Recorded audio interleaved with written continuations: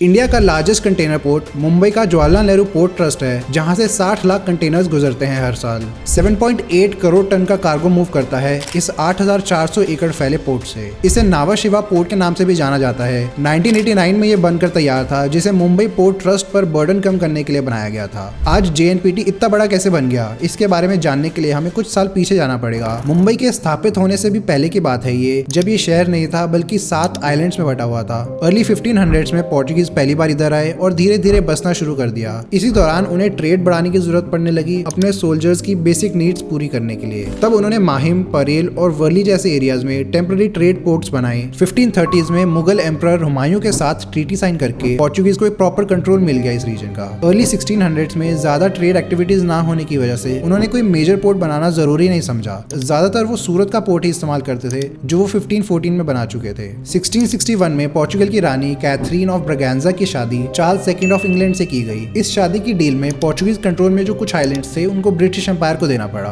उन्होंने फिर मुंबई की असली ट्रेड वैल्यू समझी। ज्योग्राफिकल लोकेशन की वजह से मुंबई को एक मेजर सिटी बनाने के लिए भी काम शुरू हो गया, जिसमें काफी लैंड सीज से भी रिक्लेम किया गया। 1684 से इन 7 आइलैंड्स को आपस में जोड़ने का काम शुरू हुआ। 1691 तक मजगांव और बॉम्बे मेनलैंड के बीच लैंड रिक्लेम किया गया। 1711 में परेल को माहिम से जोड़ा गया और अगले साल माहिम को वर्ली से। अब वर्ली को बाकी हिस्सों से जोड़ना बड़ा चैलेंज बन गया, बीच में बड़ी सी आ जाने की वजह से। 120 साल बाद 1838 तक कोलाबा भी बाकी हिस्सों से जोड़ दिया गया और इसी तरह बॉम्बे एक शहर बन पाया। नए रेजिडेंट्स के अलावा कुछ इंडस्ट्रीज, फिशिंग और एग्रीकल्चर भी देखने को मिला यहाँ। 1853 में बढ़ते कॉमर्स को देखते हुए great Indian peninsular railway company ने बॉम्बे और थाने के बीच पहली रेल लाइन बनाई देश की। इसके बारे में हमने डिटेल में बात की है दूसरी वीडियो में, देखने के लिए आई बटन पर क्लिक करें। 1873 में मुंबई पोर्ट भी बनाया गया मजगांव के पास। इसको बनाने की जिम्मेदारी कर्नल J.A. बैलेट को मिली, जो बॉम्बे पोर्ट ट्रस्ट के चेयरमैन भी बने बाद में। इन्होंने एक पियर बनाने का काम किया, जिसका नाम उनके ऊपर दे दिया गया बाद में, बैलेट पियर। ये पहले एक छोटा सा पियर होता था अप्रोच जेटी के साथ। इसकी वजह से बॉम्बे एक मेजर पोर्ट के रूप में उभरना शुरू हुआ। ये एक हब बन गया बिजनेस एक्टिविटीज का, ना सिर्फ बॉम्बे का बल्कि पूरे देश का।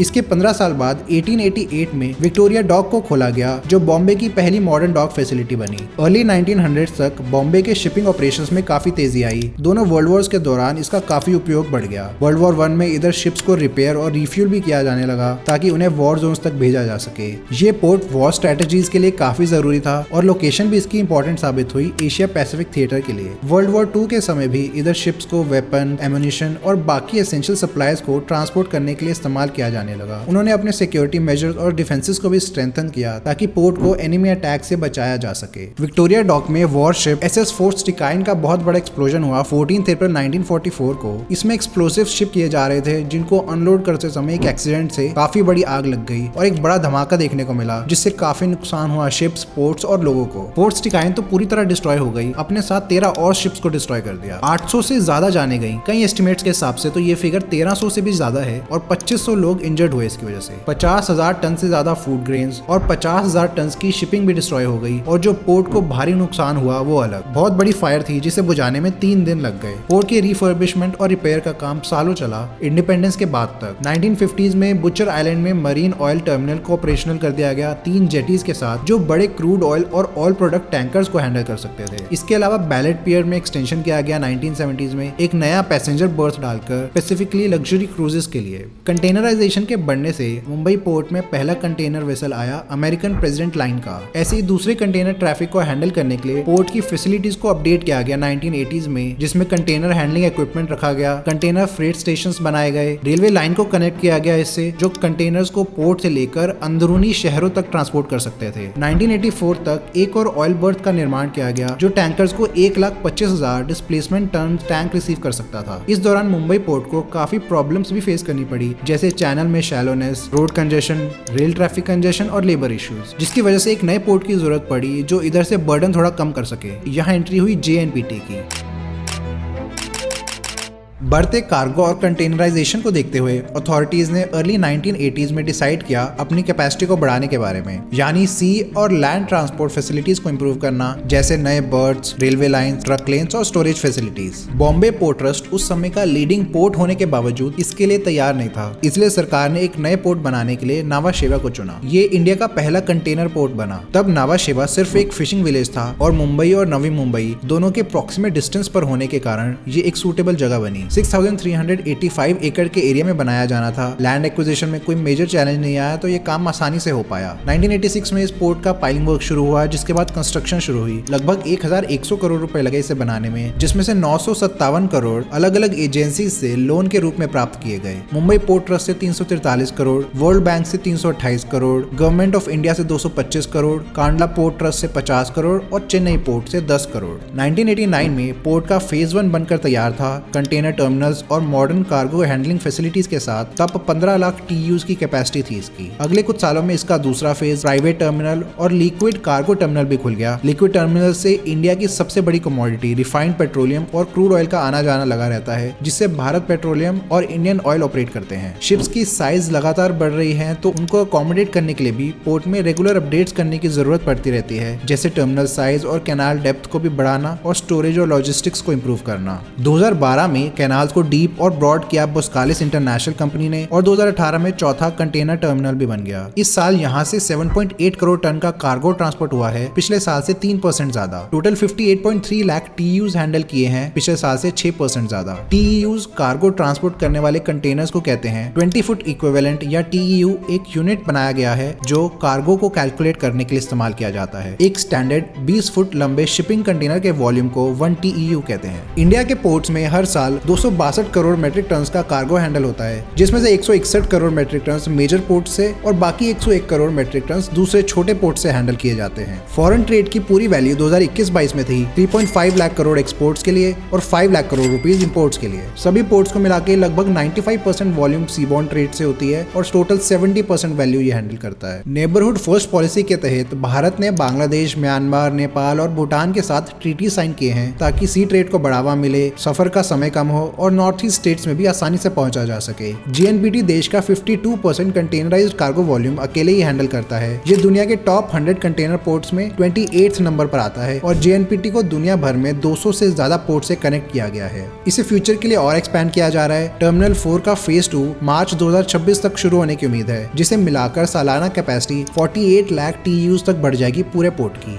JNPT नॉर्दर्न महाराष्ट्र के वाधवन में भी एक और पोर्ट बनाने की तैयारी में लगा है और 4 सैटेलाइट पोर्ट्स जालना, वर्धा, संगली और नासिक का विकास भी कर रहा है देश में ट्रेड को और बढ़ाने के लिए। पोर्ट्स में जो शिप्स आती हैं उन्हें ऑपरेट करने के लिए कुछ लोगों का क्रू दिन रात काम करता है, जिनके टॉप ऑफिसर्स को मर्चेंट नेवी कहते हैं। इनका काम होता है शिप्स को एक जगह से दूसरी जगह ले जाना, जिसमें कार्गो, पेट्रोलियम या लोग भी हो सकते हैं, जैसे क्रूज शिप्स। इनको सेलर्स या फिर मर्चेंट नेवी ऑफिसर्स कहते हैं। बहुत से लोगों को मर्चेंट नेवी में काम करना पसंद आता है क्योंकि उन्हें अलग अलग देशों को देखने का और नए नए लोगों से मिलने का मौका मिलता है। नॉर्मल जॉब से काफी अलग और मजेदार भी होती है। उनको स्पेशल ट्रेनिंग दी जाती है शिप्स को चलाने से लेकर ओशन में सर्वाइव करने तक, क्योंकि उन्हें समुद्र में कई महीनों तक रहना पड़ता है एक साथ। इसके अलावा कार्गो को कैसे सेफली ट्रांसपोर्ट करना है, लोडिंग और अनलोडिंग कैसे करनी है, वो सब भी सिखाया जाता है इस पे। शिपिंग कंटेनर्स काफी भारी होते हैं और क्योंकि ये इंटरनेशनल ट्रैवल करके आए होते हैं तो इनके लिए स्पेशल प्रोसेसेस फॉलो करने पड़ते हैं, जो कि ज्यादातर काम पोर्ट अथॉरिटी पर आता है। सबसे पहले शिपिंग डॉक्यूमेंट्स, जिसमें dates, cargo list, importer exporter के नाम और अन्य डिटेल्स मेंशन की जाती हैं वेरीफाई करने के लिए। फिर कंटेनर्स को विजुअली इंस्पेक्ट किया जाता है पोर्ट ऑफिसर्स द्वारा, ये देखने के लिए सुरक्षित स्थिति में और अंदर के सामान को नुकसान ना हुआ हो। इसके बाद इक्विपमेंट जैसे क्रेन्स, फोकलिफ्ट्स या दूसरी कोई लिफ्टिंग मशीन्स का इस्तेमाल किया जाता है। अनलोड करते वक्त क्रेन पहले कंटेनर्स को शिप से उतार कर उसे ट्रक पर प्लेस करती है, या तो आगे ट्रांसपोर्ट करने के लिए या स्टोरेज फैसिलिटी में ले जाने के लिए। हजारों कंटेनर्स को ऑर्गेनाइज करने के लिए स्पेशलाइज्ड लॉजिस्टिक सिस्टम भी इस्तेमाल किया जाता है। ऑलमोस्ट हर पोर्ट में एक टेम्पररी स्टोरेज एरिया बनाया जाता है जहां कंटेनर्स को कुछ घंटे या दिनों के लिए स्टोर किया जा सकता है, जिसके बाद इसकी आगे की जर्नी स्टार्ट हो सकती है अपनी फाइनल डेस्टिनेशन तक, या फिर इसको खोलकर सामान को अलग अलग ट्रांसपोर्ट किया जा सकता है। इसके लिए पहले सेफ्टी प्रोसेसेस पूरे किए जाते हैं, फिर कंटेनर को खोल के फोकलिफ्ट से अनलोड किए जाते हैं। इसी दौरान कस्टम ऑफिस रैंडम चेक्स भी करते हैं ताकि कोई इलीगल स्टफ ना आ जाए। वैसे तो हम आजकल शिपिंग को कंटेनर्स के बिना इमेजिन नहीं कर सकते, मगर हमेशा से ही ऐसा नहीं था। 1960s में पहली बार कंटेनर्स का इस्तेमाल हुआ था USA में। इससे पहले हर कार्गो पैलेट या बॉक्सेस को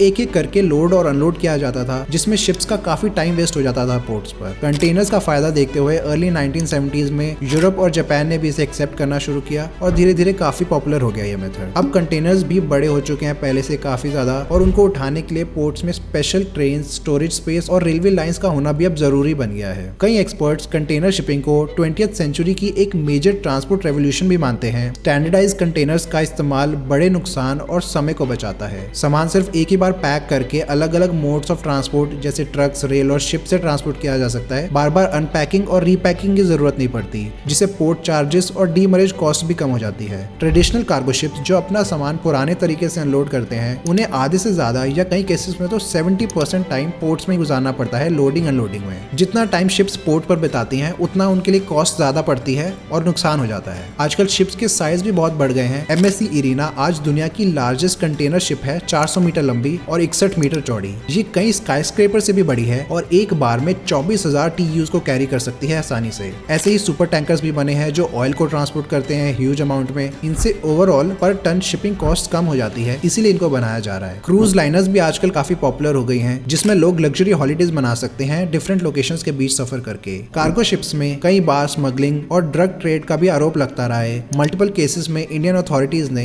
ड्रग्स बरामद किए हैं इन मेजर पोर्ट से। पिछले साल देश का सबसे बड़ा ड्रग बस्ट ऐसे ही एक पोर्ट में देखा गया था। इन इलीगल सब्सटेंसेस को छुपाने के लिए कंटेनर्स में झूठी कंपार्टमेंट्स बनाए जाते हैं और फेक डॉक्यूमेंट्स का इस्तेमाल करके शिपिंग को क्लियर करवाने की कोशिश करते हैं ये स्मगलर्स। स्मगलिंग के अलावा सी पायरेट्स का भी खतरा काफी बड़ा है इंटरनेशनल ट्रेड में, स्पेशली इंडियन क्रूज के लिए जो दुनिया भर की लगभग 11% सी क्रू बनाते हैं। अभी 2.5 लाख से ज्यादा इंडियन वर्कर्स दुनिया भर की अलग अलग शिप्स में काम कर रहे हैं। इनमें से कुछ अनस्किल्ड वर्कर्स होते हैं और कुछ highly skilled merchant navy officers. पहले सोमालिया के पास इस सी में ज्यादा पायरेसी देखने को मिलती थी, अब वहाँ कम हो गई है, मगर यमन के पास बढ़ गई है। इस रीजन को इंटरनेशनल ऑर्गेनाइजेशन रेगुलरली पेट्रोल करती रहती हैं पायरेसी से बचाने के लिए। इंडिया के पास जो अरेबियन सी है 4 मिलियन स्क्वायर किलोमीटर में फैला, इसको मॉनिटर करने के लिए इंडियन नेवी भी 12 से ज्यादा warship, long range surveillance planes और ड्रोन्स को डिप्लॉय करती है। हाय गाइस, मैंने मुंबई और बैंगलोर के डिजिटल ट्रांजिट मैप्स बनाए हैं। उन्हें आप खरीद सकते हैं स्क्रीन पर दिए गए लिंक से, जिससे आप चैनल को भी डायरेक्टली सपोर्ट कर पाएंगे। इसके अलावा इंडियन हिस्ट्री का प्रिंटेड चार्ट भी सेल पर है, उसे चेकआउट कीजिए वेबसाइट पर। बुलेट ट्रेन के बारे में जानने के लिए यहाँ पर क्लिक करें। धन्यवाद।